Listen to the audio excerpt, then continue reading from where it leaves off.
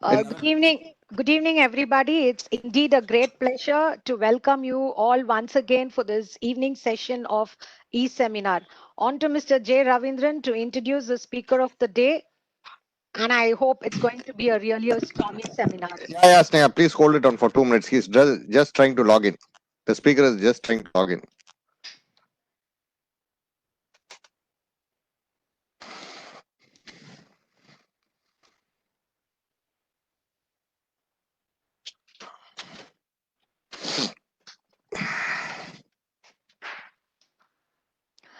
Before the speaker could log in, I've got an important request to all the participants. Kindly mute all your audios so that the speaker is audible to each one of you.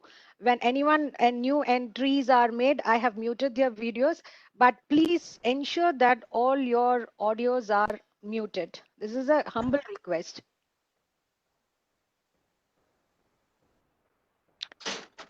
Sneha, please, yesterday 2 or 3 people, they did not mute it. So it was creating a confusion. No, that's a request. That's what I had made, sir. Yeah. I am trying to mute here, but then Okay.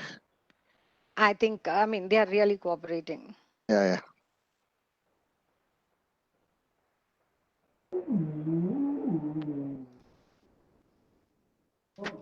Hello? Sir, can you hear me, sir? I can. Can you hear me and see me? Yes, sir. Good evening, sir. Good evening. Good evening. Good evening, everybody. It's indeed a great pleasure for me to welcome Mr. Dushyant Dave, the Senior Advocate of Supreme Court, the President of Supreme Court Bar Association, to address this August gathering on the topic of law on custodial violence. Everybody knows Sir is a forceful and fearless lawyer in Supreme Court who commands huge respect among the bar and bench. Sir was appointed by the Government of India in the National Legal Services Authority, and he is the Vice Chairman of the Arbitration Committee of the International Bar Association. It's indeed a great privilege, sir, and I'm thankful for accepting our invitation, sir. Hello. Good evening, and thank you very much. Thank you for inviting me. And thanks a lot for all of you. If I may be permitted to say so, Vanakkam to all of you. Vanakkam, sir. Sir, good evening, sir. I'm your host for the day. Sir, can I make a very humble request, sir? Since because the light behind you, we are not able to see your face very clearly, sir. Okay, I'll just change the light a little bit so that you can see me properly. Yes, sir. Yes, sir. That good enough? Yeah, very good enough, sir. Thanks a lot, sir. Okay. Okay. So, do I begin? Yes, sir. Definitely, sir. We are Yes, eagerly we are all waiting. waiting for you, sir, eagerly. Okay. Well, the topic of this evening that you have chosen is a very topical subject, especially in the wake of killings of Jairaj and Benix, unfortunate deaths, completely avoidable deaths of 2 citizens of this country. There's also, I would say, in the context of killing of, the alleged gangster in Uttar Pradesh, Dubey, which was also, to my mind, something which really was unfortunate.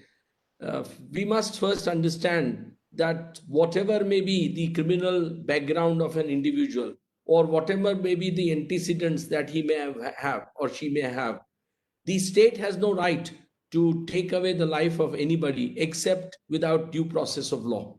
And that due process of law is expressly provided in the Constitution.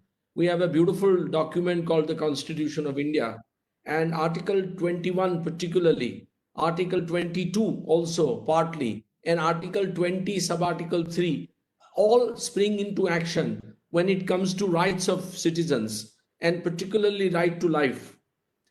That right is a sacrosanct right, and nobody has a right to take away that right of a citizen except by the procedure established by law. Now, so far as the procedure established by law is concerned, there are various laws under which one can really be tried.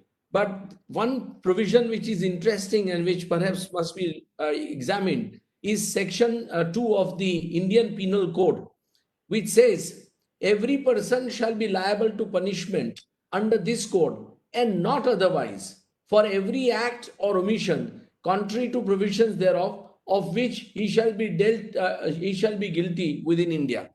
Now, therefore, this provision under the code really tells us that all people must be tried so far as the offenses are concerned under the code. I mean, the offenses which are covered by the code. And likewise, various statutes also provide, the various offenses, and one can be tried under those statutes. Of course, the Criminal Procedure Code then steps in, and Criminal Procedure Code provides for a detailed procedure so far as trials are concerned, so far as arrest is concerned, so far as custodial interrogation is concerned. All those provisions, Chapter 5 particularly of the CRPC, and sections 330, 331, 342 and 346 become extremely relevant in these circumstances. But what is important is that India is a signatory to an international convention, and this is very important. This convention is Declaration on the Protection of All Persons from being subjected to torture and other cruel, inhuman or degrading treatment or punishment, and what is popularly called the Torture Declaration, which was adopted by the United Nations as early as 9th of December 1975. Now, by virtue of Article 243, which is a very interesting, 253 of the Constitution, there is a clear obligation on the Union to bring a law for implementing any convention or any treaty to which India may be party in an international body or in an international convention with other countries. So there is an obligation which is additionally cast on Government of India to bring about that legislation. Unfortunately, the Prevention of Torture Bill 2010 was introduced in India way back, and it passed the muster of the Lok Sabha, which is the will of the people. And unfortunately, Rajya Sabha didn't pass it. It was referred to a select committee, and the select committee made many recommendations. We also know that the bill ultimately lapsed. And in 2017, another bill was proposed to be brought by the present government. The matter came to the Supreme Court, and it was filed by none other than the former Law Minister, Mr. Ashwini Kumar himself. I think it was on account of death of G. N. Sai Baba. So he brought that very relevant petition to the Supreme Court. Supreme Court had issued notice. Ultimately, Supreme Court dismissed it by saying Law Commission is looking into it. And therefore, government will follow the Law Commission's recommendations. The present Attorney General, Shri K.K. Venugopal, assured the court that government is serious to follow the Law Commission's recommendations. Law Commission's recommendations were not accepted and they failed. So an application was brought again by Mr. Ashwini Kumar that the government be directed to implement the Law Commission's recommendations. And mind you, Law Commission was headed by Justice B.S. Chauhan, former judge of the Supreme Court of India. And he had made an in-depth study as to the need to prevent torture. And Supreme Court bench presided by none other than the great Chief Justice Gogoi dismissed that application. Now you can understand, what is the mindset that we have, unfortunately, of our judges who really are, completely oblivious to the realities on the streets of India. And these realities are that every year, hundreds of people are being killed by the police. And, the judiciary just looks the other way. In fact, first and foremost, we must ensure that even without the law of torture, Section 302 must be so interpreted now, at least by the Supreme Court, that these kind of deaths are treated as rarest of rare cases, and therefore death sentence must inevitably follow.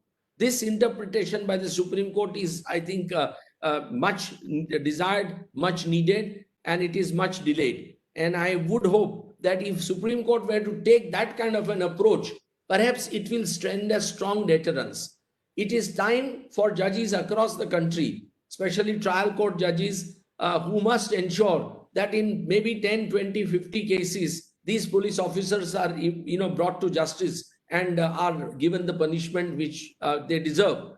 Unless and until that happens, it's going to be very difficult for this nation to, the reason is, very simple. The police, which is required to investigate the cases today, and it's been happening for quite some time now, is completely ill-equipped to carry out investigation in a scientific manner. And as a result of that, faulty investigations, the police generally feels extremely frustrated because they bring cases before the judges. Now, judges are bound by the law and by the law of evidence especially. And if the evidence is insufficient to convict a person, then naturally judges will have no option but to release that person, because burden of proof is entirely on the prosecution. And every citizen is presumed to be innocent, as we all know. Now, this is something which is very troublesome. We have to therefore find some way out. And, this is an exercise which I think the legislature, the judiciary, and the executive all must sit together and do. Over the decades, the nexus between the politicians, the criminals, and the police has really become extremely troublesome. And this cuts across every political party. This cuts across every state. It's not just, in a particular state or a particular party which has the monopoly to sit, hobnob with politicians, criminals, and, allow them. No criminal can succeed, at least to the extent that they are succeeding in this country, without, clear, positive, not tacit, positive support of politicians and police officers. If the police officers want to take action against these criminals, they can do it very quickly. And they do sometimes when, the criminals belong to the other political party, which we are seeing in states like West Bengal and Uttar Pradesh happening, unfortunately, and somewhat even in Tamil Nadu. Now, this kind of a nexus, how that nexus has to be broken is, I think, very difficult for us to speculate. We have now reached a stage where, virtually there is a complete, I would say, complete hijacking of the system by these, this unholy alliance of bad politicians, the criminals, and bad police officers. Mind you, there are outstanding politicians, there are outstanding police officers, and they are always trying hard to really, bring the system back to sanity. But they are being outnumbered. And those bad politicians and bad police officers who encourage these criminals are now really thriving in this country. So this nexus ultimately results in a situation where these criminals go completely scot-free. And they have so much of power, muscle power, that they can really do whatever they want to do without being stopped by the state. The effect is what? That there is a virtual breakdown of the rule of law.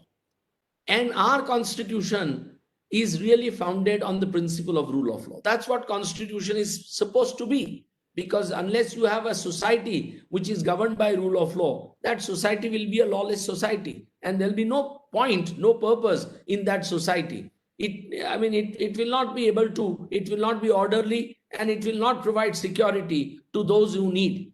We must remember that in every society, there are different types of people. There are people who need, the security from the state. They are unable to fend for themselves, unable to defend themselves against, such unacceptable behavior of fellow citizens. And state must therefore step in. But this does not happen. Now, this is something which we as a society have to start thinking.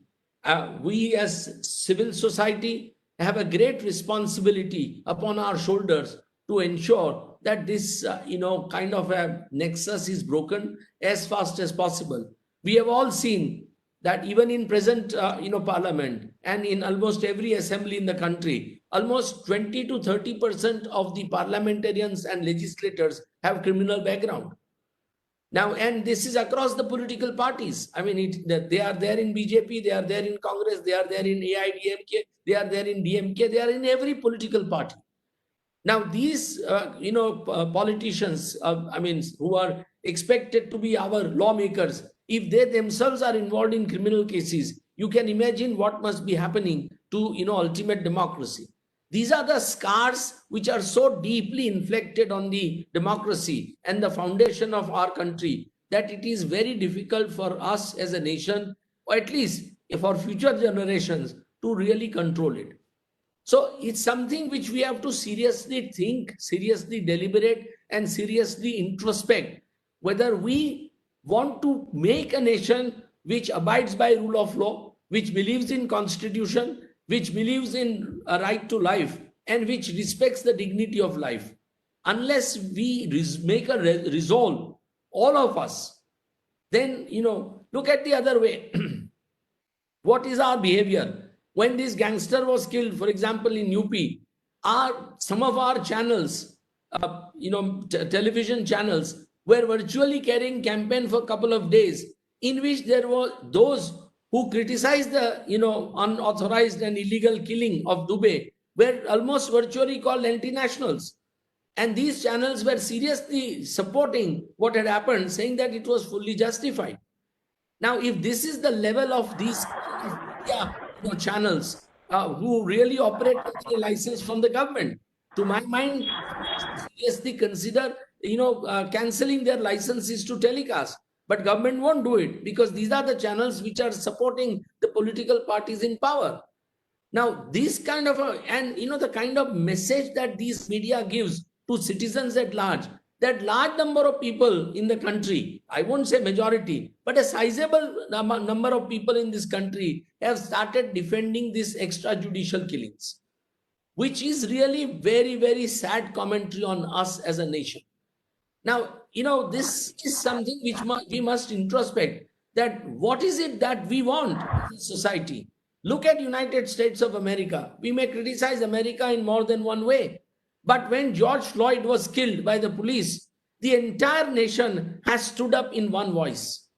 And everybody, from a common citizen to a sportsman, to an entertainer, to an actor, to a judge, to a lawyer, to a policeman also, everybody across the United States, black, white, Hispanic, everybody has stood up to condemn that, has taken out protest rallies, has tried in every which way to send a message that enough is enough, we cannot have these kind of killings.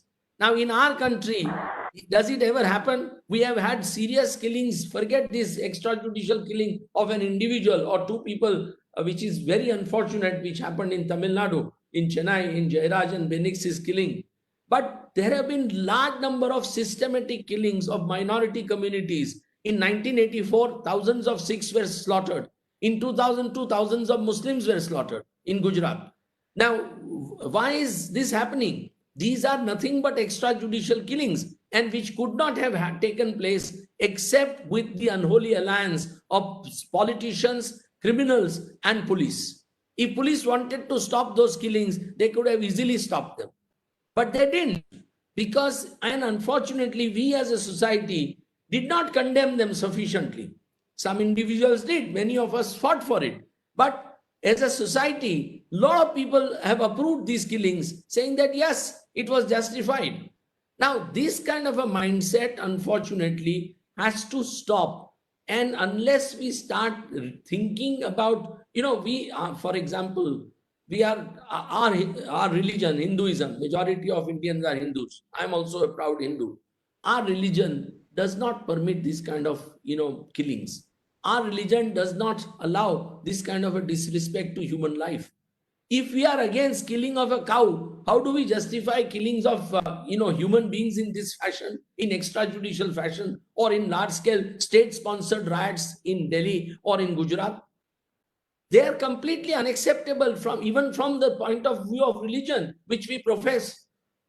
So I think that time has come when the whole society must sit together, civil society must raise this debate on, and I'm therefore very happy that you have chosen this subject to debate today, because it is very important for people to really start loving, each other. Every citizen must be respected, and every criminal must be tried solely and exclusively in accordance with law. Yes, he must be brought to book. He has no place to live in the society if he has committed crimes.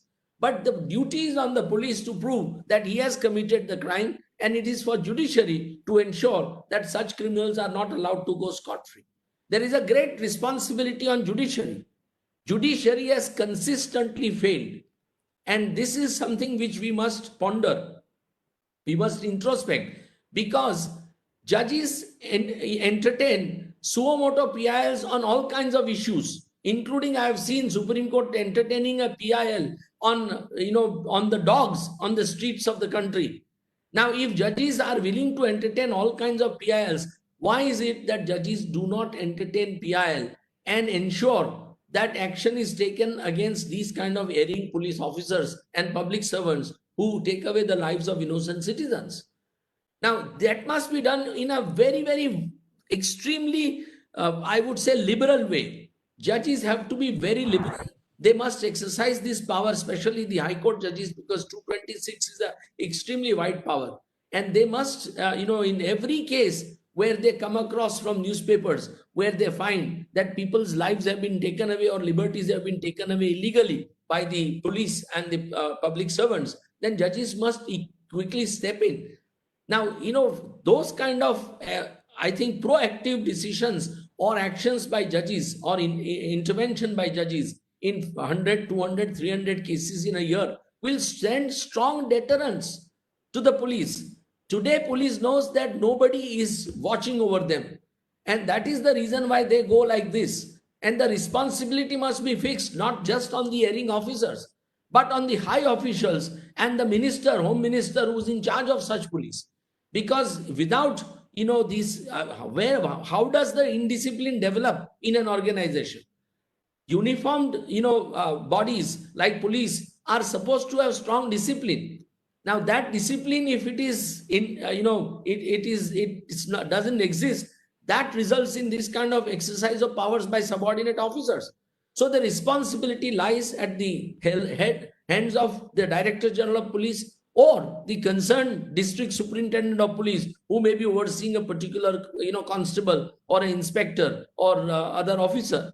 Now that responsibility must be fastened on them. If the judiciary were to intervene and in few cases take action against the superior officer for abatement, they are not directly involved, but to my mind, they are guilty of abatement by not allowing these people to stop.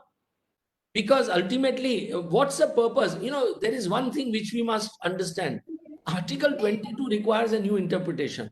When it said that you must produce a person whom you have arrested before a magistrate within 24 hours, they had those good old, times in mind and good old, means of communication in mind. They didn't realize that today with a car and a jeep or a police lorry, we can produce an accused before a magistrate within few minutes, if not few hours.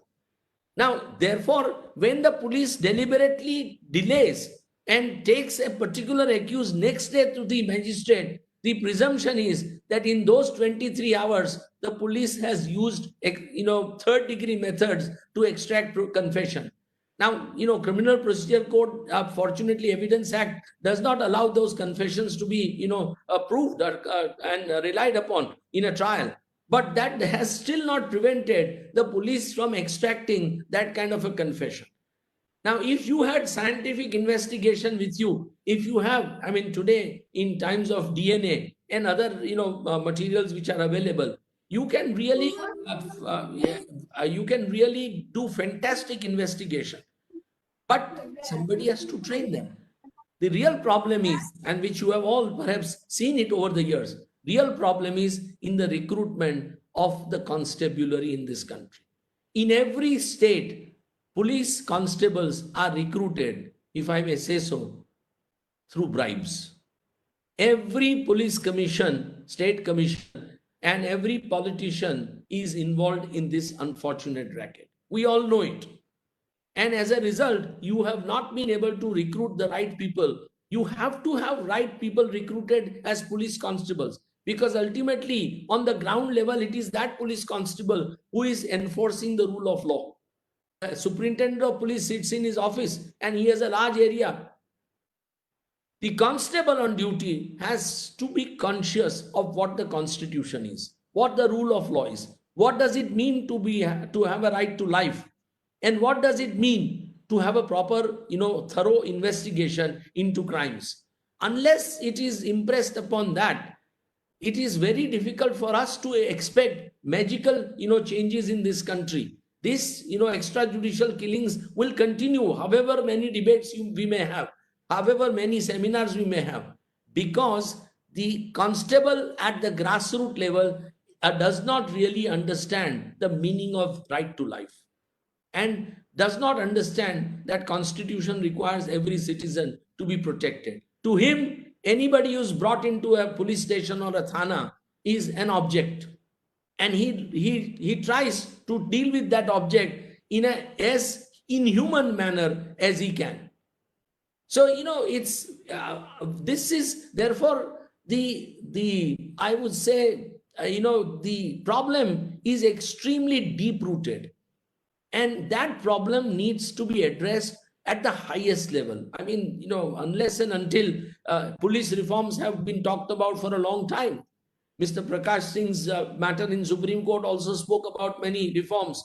Earlier also many persons have given those ideas about police reforms, but there have never been any police reforms. I see what's happening in Uttar Pradesh, for example. Since the new government of Mr. Yogi Adityanath has taken over, more than 250 extrajudicial killings have taken place, and nothing has happened. The High Court there has just slept over it. Now, I mean, it's a disgrace that judges who are supposed to be custodian of citizens' fundamental rights are sitting there without doing anything. And then we say that judiciary must be respected.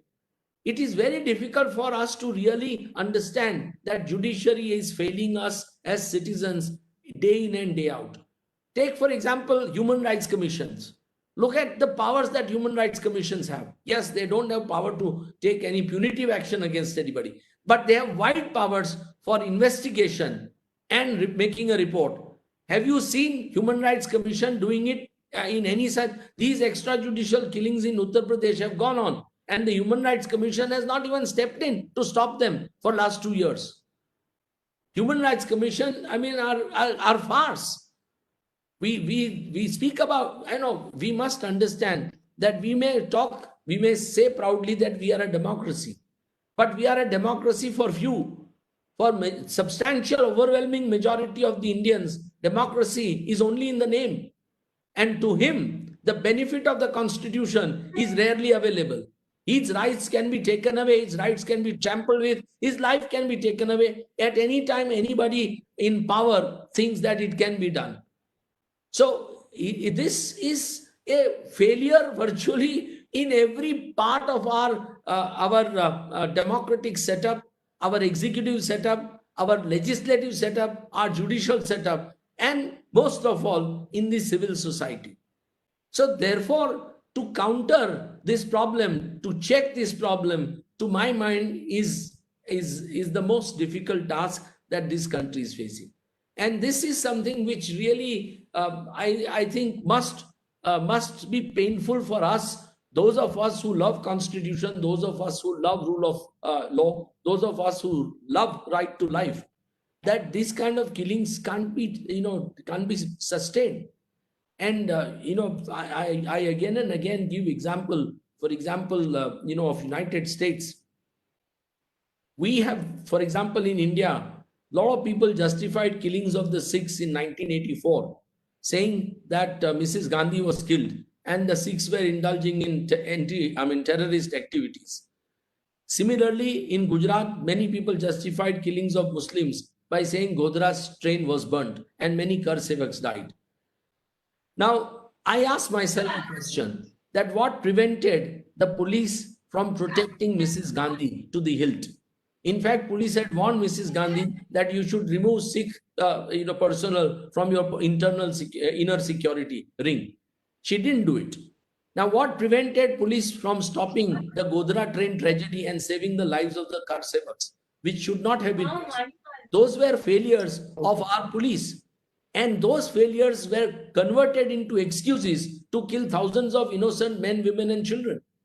Against that, I'll tell you a story. When 9/11 took place in America and the Trade Center towers were destroyed, killing thousands of people, over 7,000 people died. In America, President Bush went to a mosque and told the Muslims that I will make sure that your lives are protected on the soil of the United States of America. And no harm was allowed to take place on the Muslims. 2 Indians were killed in the aftermath of 9/11, a Sikh in Arizona and a Patel Gujarati in Florida. In both cases, the murderers were brought to justice. And when the Florida murderer filed an appeal against his death sentence, a Muslim boy sitting next to this Gujarati Patel gave an affidavit saying that this killing was unfortunately because of grave provocation on account of 9/11, and now the accused is feeling very sorry about it. He has a remorse and his death sentence should be reduced to life. The federal judge dismissed that appeal, saying that this country will not tolerate hate crimes. Now look at the level of maturity of democracy. Look at the love for life. Now, who were killed? 2 outsiders, and to both Indians. And who were the murderers? The Americans. And yet the judiciary, the police stepped in first, tried them, brought them to justice and ensured, and judiciary gave them death sentences. Now that's the level of maturity which we want today in our country. Unless we have that level of political maturity, it's very difficult, this is nothing. These are few instances that we know. This happens on such large and rampant scale across the rural India that we don't even come to know, because our media concentrates essentially only on the urban areas. Now we saw last week only in Madhya Pradesh how this Dalit couple was treated. Now, is this how the police, and we saw how police were mercilessly beating up men, women, and children there. I mean, this is something which is maybe reported 1 in 1,000 cases, or maybe 1 in 1 lakh cases are reported like this by the media. Most of these cases go unpunished. It's not only at the hands of the state, the police, and the public servants that people suffer. The common man who does not have resources, who's very poor, suffers at the hands of the rich also. The Dalits regularly suffer at the hands of the high caste, Hindus across rural India. And all those people who have tried to work for rights of Dalits are now facing, you are saying, serious trials and have been implicated in Bhima Koregaon cases. So it is very difficult, even as a society, for good people to work. These people, I have no doubt, did not advocate violence. In fact, I have seen some of their statements which were completely abjuring the violence. And they said no amount of violence can be permitted. Yet, for creating awareness amongst the Dalits, because, these extremely vulnerable sections of society, the downtrodden, need to be made conscious of their rights, need to be, trained to stand up for their rights. And it is these good people who try and do that. But they become immediately constant enemies of the police and the rich, because the mafias which are indulging in all kinds of mining in those areas where the tribals live, or those who are cutting the forests, they will not want these Dalits to have a voice so that their activities can be checked. So these are extremely sensitive and extremely serious issues that are affecting our nation, because we all know that our businesses are not run on healthy and honest principles. Many of our businesses are run on completely, complete violations of the laws. And crony capitalism is extremely common in this country. Now, these business people who indulge in, illegal mining, who indulge in, felling of and destroying of forest, they have to be stopped. Who will stop them? The people who live in those forests. And they must have, therefore, a right to have a say. The moment they have a right to have a say, the police will say that they are acting against the nation's interest, and they will be all, put into all kinds of laws, and they will be. So this and the abuse of the, the laws, extraordinary laws like UAPA are very common. Or large number of people. I mean, it's not just the present government. Even the Congress government many years ago in Gujarat had put thousands of Muslims under POTA. And I remember as a young government lawyer, I had to stand up in several tens and tens of cases to say that please release them, because there is no case against them. So every political party in power likes to abuse, because what happens is that, no politician really knows. He only depends on the police officers, and the police officer in turn depends only on the constable. So, I mean, and this is not today. I will tell you, during the Constituent Assembly debate, Mr. Kanhaiya Munshi, one of the greatest, lawyers, one of the greatest writers in Gujarati language, and one of the finest, educationists who gave India Bharatiya Vidya Bhavan, and a great freedom fighter, he stood up to say that do not give these kind of powers to the police, because these powers are bound to be abused. And if you give these powers, then nothing will be left of the civil liberties and right to life. So this was way back in 1949. He is speaking. We are today in 2020. So how prophetic the words of people like Mr. K.M. Munshi were, because they knew what kind of a society we live in. See, we have to understand the extremely complex nature of our society, where the overwhelming people are today downtrodden, are today living in extreme poverty, and caste is still a very dominating factor in our society. Now, therefore, these are extremely unique issues which we have to address in more than one way. And I don't know, I mean, we need very, very dedicated socialists, sociologists, we need very dedicated teachers, we need extremely dedicated, human rights activists, and we need, of course, lawyers, dedicated lawyers who will want to stand up for these people on a regular basis. Unfortunately, very few lawyers are willing to, even give their time to these kind of people who suffer regularly. And I mean, so it's at the from the Mofusal level to the district level to the High Court level and to the Supreme Court level, we as a bar must be conscious, because we are the lawyers. We know the Constitution. We know the rule of law. We are supposed to be the ultimate protector of citizens' rights.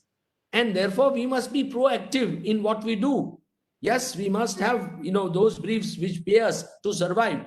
But besides that, we should be willing to take up causes of these people who are unable to defend themselves.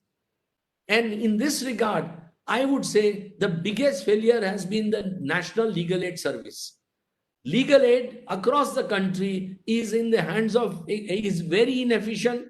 The legal aid committees do not engage good lawyers and to defend, all these kind of causes. And I must say that these people, these unfortunate people who can't defend themselves against the power of the state and the rich people and the powerful people, do not get really good representation through the legal aid committees.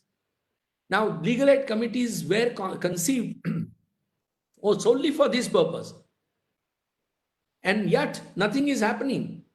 I'll tell you, for example, in Supreme Court, I have not got a single case from the Legal Aid Committee in last almost 32 years, maybe 1 or 2 cases. And I would be more than happy to appear for legal aid. But nobody is. And when I was member of the National Legal Service Authority, I passionately advocated that all these, lists of the lawyers in the legal aid committees across the states and Supreme Court must be revised, and top lawyers must be asked to defend these people who cannot defend themselves. Because ultimately, justice is very important. And if you are not able to give justice to people, then I think there is serious failure. And when one starts getting the feeling of, injustice, then one starts really losing faith in the nation. And then it breeds into extremism. One of the reasons why this Naxal violence has taken place is because of extreme, loss of faith in the ability of the state to deal with the I would say operations or deal with kind of scars which are inflicted by the rich and the powerful on the poor people, poor tribals. Now, Naxalism has to be discouraged. Nobody has a right to take law into their own hands, and they must be therefore dealt with. But they must be reassured that state is willing to hear the grievances of the tribals and other poor people, other downtrodden people, and state will really do justice to them. Unless that feeling comes, this kind of extremism is bound to survive. And ultimately, this kind of extremism leads it also of its own abuse. And this creates a chain of reactions in a society. So I feel that, for example, the attacks by Naxals on the police officers are completely to be discouraged and condemned. They have no right to do that. And simultaneously, police also should stop with fake encounters. So these fake encounters are now in Bombay. We all know that in good old days when Congress government was there was a particular police officer who carried out more than 50 fake encounters, and it was being said that he used to take money from rivals to indulge into that. Now, can we have a nation where a police officer is bribed by a person to kill his opponent or his enemy? And state's machinery is used, and that action, that killing was completely unchecked. So this kind of, I would say there is complete apathy amongst the nation across, everybody who matters against these kind of happenings in the country. This is not good for us. This is not good for democracy. This is not the foundation that our forefathers fought for us and gave us. If you read the Constituent Assembly debates, you will realize with what passion they had fought for freedom and with what passion for 2 years plus they debated the Constitution. You must just simply read the debate on Article 21. You will realize that how much, love they had for life and liberty. And this is what they gave us. One of the best documents that, to me, it is as important as Gita, Bible, Quran, or Guru Granth Sahib will be. The Constitution of India. We have to all worship it. And everybody in public life has to worship it. Every police officer must know that he cannot act contrary to the Constitution of India. If you ask today, policemen across the country, as to what is Article 21, I can assure you that not even 5% will know what Article 21 means. Now, if they are in public service and they don't know what Constitution is and what Article 21 is, then what's the good of having a nation with a constitution like that? So it is extremely, a serious issue. I would say I'm really happy that you have had this debate. I would request you, friends, to spread this message across to people, whatever may be our reservation about an individual. We may, of course, we may feel that a particular person it does not deserve to live in society. He is so bad. But that does not mean that we justify an extrajudicial killing. We must say that police must arrest him, must collect sufficient evidence, proper evidence, and must bring him to book, and judiciary must then act in accordance with law to find him guilty. Now, unless we do that, it's going to be very, very difficult. So I would say, friends, each of you carry this message, because it's only by discussing amongst ourselves the seriousness of this problem that we will be able to really give back to the future generation a nation in which they can live without fear. Today, nobody is safe. You and I are also not safe. Any police officer, if he finds that, Mr. X, Y, and Z is undesirable to society, or any politician, if he finds that somebody is undesirable in a society, extrajudicial killing can take place. Nothing can be done to stop it. So the deterrence is not there. That deterrence has to be brought about, as I said, by these unique measures, by these measures which are enforced so strictly that it instills fear, not in the minds of criminals, but in the minds of the policemen, that I will not take away anybody's life without due process of law, without following procedure of law. If that fear is instilled and he knows that if I do it, I am going to be given death sentence, as rarest of rare cases, then alone we would have served the constitution and the rule of law. Thank you very, very much. Thanks. Sir, thank you so much, sir. I think all the participants here would have been equally awed and by your vociferous and brainstorming sessions, sir. It was really a great session for having brought clearly spelled out that it is a crime. Custodial violence is a crime against humanity, and it is a naked violation of human rights, sir. Thank you so much, sir, for having spent your valuable time with us and for having enlightened us on all this. Thank you once again, sir. Thank you very much. Thank you, sir.